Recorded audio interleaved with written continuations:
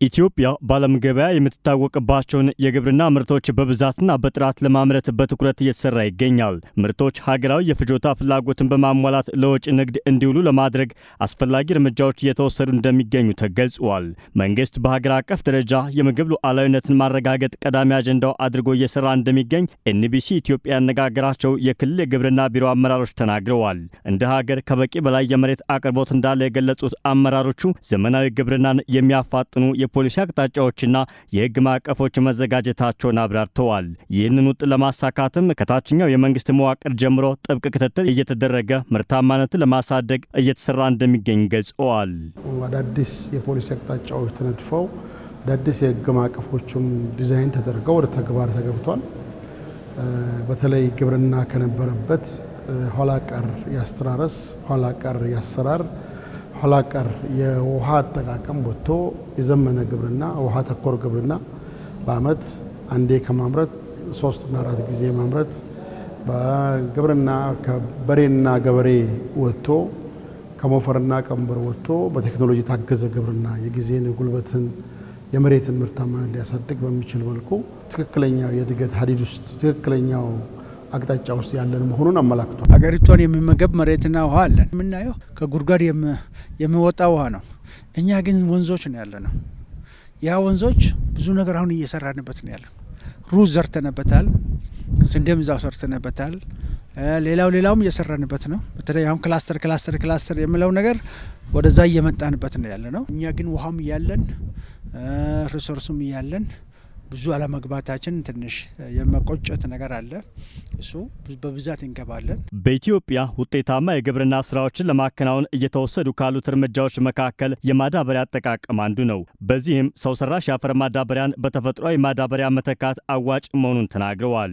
የአመራሩና የአርሶ አደሩ መናበብ በዘርፉ ለሚመዘገቡ ስኬቶች አዎንታዊ ሚና ተጫውተዋል ሲሉ የክልል ተሞክሮዎችን ዋቢ አድርገው ተናግረዋል። ቀጣይ በራሳችን አቅም የአፈር ማዳበሪያን አምርተን ራሳችንን እስከምንችል ድረስ አሁን ያሉ ፈተናዎች አሉ።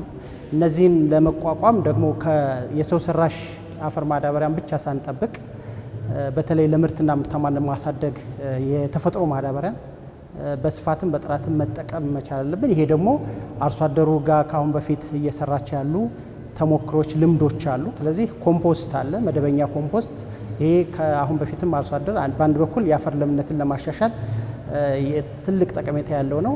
በሁለተኛ ደረጃ ደግሞ ምርትና ምርታማነትን ለማሳደግም ትልቅ አስተዋጽኦ የሚያበረክት ነው።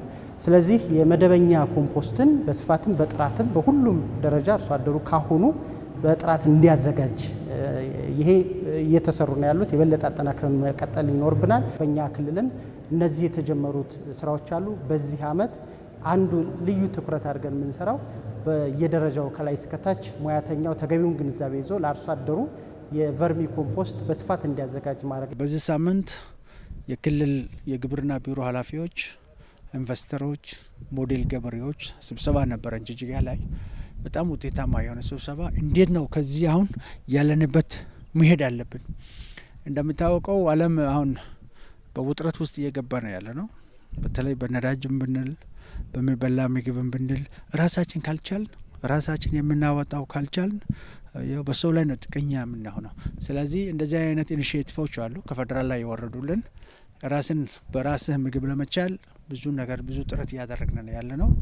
ወደፊትም ተስፋ የሚሰጥ መሬትም አለ፣ ውሃም አለ፣ ህዝቡን ፍላጎት አለ፣ አርሶ አደራችን ፍላጎት አለ። የግብርና ስራዎችን በዘመናዊ መንገድ ተግባራዊ ማድረግ አንዱ የቅዱ አካል ተደርጎ እየተገበረ ነው ተብሏል።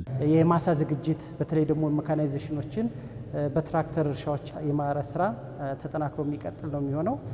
በቀጣይ ከአርሶ አደሮቻችን ጋር ተገቢውን የሆነ የጋራ መግባባት፣ የጋራ ግንዛቤዎች የመፍጠር እና ሁሉም የመፍትሄው አካል እንዲሆን በዚህ አጋጣሚ እኔም ጥሪ ማስተላለፍ የምፈልገው ለዜጎች የስራ እድል ምንጭ መሆን አለበት። ለየትኛው ዜጋ?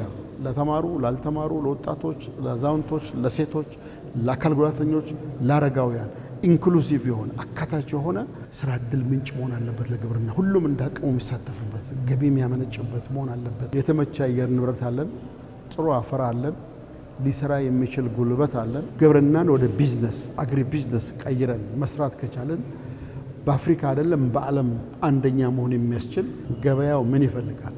ከገበያ አገር ውስጥ ገበያው፣ የውጭ ገበያው የዓለም ገበያው ማለት ነው። ኢንዱስትሪው ምን ይፈልጋል? ለዚህ የሚሆን ምርት በጥራት በብዛት እና በተከታታይነት ማምረት የሚያስችል እድል እንዳለን አይተናል። በቂ ምርትን በማምረት የሀገርን የምግብ ሉዓላዊነት ለማረጋገጥ በግብርናው ዘርፍ ውጤታማ ስራዎችን እየተተገበሩ እንደሚገኙ ነው የክልል ግብርና ቢሮ ኃላፊዎች ተናገሩት።